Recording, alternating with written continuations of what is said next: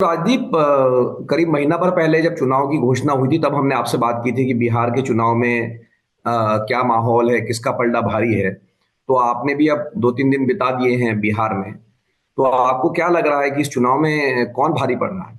देखिए, मुझे लगता है कि ये चुनाव 2020 जैसा नहीं है। 2020 में मिलिंद, आपको याद होगा, बिल्कुल कांटे की टक्कर थी।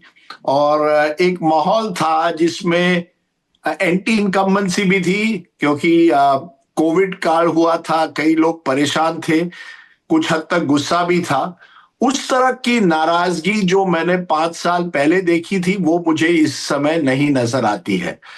तो ऐसे समय में जरूर कई लोग मिलते हैं जो चाहते हैं बदलाव, लेकिन उस जोश से नहीं चाहते हैं कि अगर आपको सरकार बदलनी होती है बिहार जैसे राज्य में, वो जोश नजर नहीं आता जो शायद कुछ हद तक 5 साल पहले तेजस्वी के कैंपेन में भी नजर आया था और जमीन पर भी। तो मैं कुल मिलाकर कहूंगा, हालांकि मैंने 2-3 दिन ही गुजारे हैं, कि इस समय एक ऐसा माहौल है कि चलिए, ये सरकार रही है इतने साल, स्टेटस को होने दो, वही सरकार बरकरार रहे।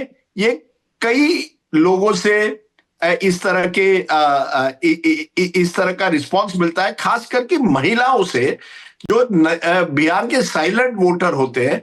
लेकिन जिस तरह से जीविका दीदी, जो नीतीश कुमार की का प्रोग्राम है, उसमें उनको बेनिफिट्स मिले और 10,000 रुपए परसों भी मिले थे और 7 नवंबर को भी मिले थे। इस पर हम चर्चा कर सकते हैं, क्योंकि सवाल उठता है कि चुनाव हो रहे हैं और आप लोगों को पैसे बांट रहे हैं इस तरह ऑफिशियली।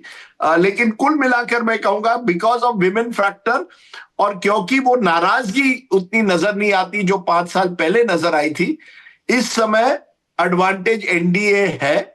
लेकिन बिहार में आप जानते हैं कि लोकल फैक्टर्स भी महत्वपूर्ण रहते हैं। तो कई आरजेडी के कैंडिडेट्स हैं, अपने ताकत पर जरूर आ सकते हैं, लेकिन क्या उस लेवल पर आ सकते हैं जो वो 2020 में जिस तरह से आरजेडी को सिंगल लार्जेस्ट पार्टी हुई थी, वो कहना मुश्किल है। इस समय मैं कहूंगा, कुल मिलाकर एनडीए का कैंपेन देखकर और जनता का रुख देखकर, एडवांटेज एनडीए है।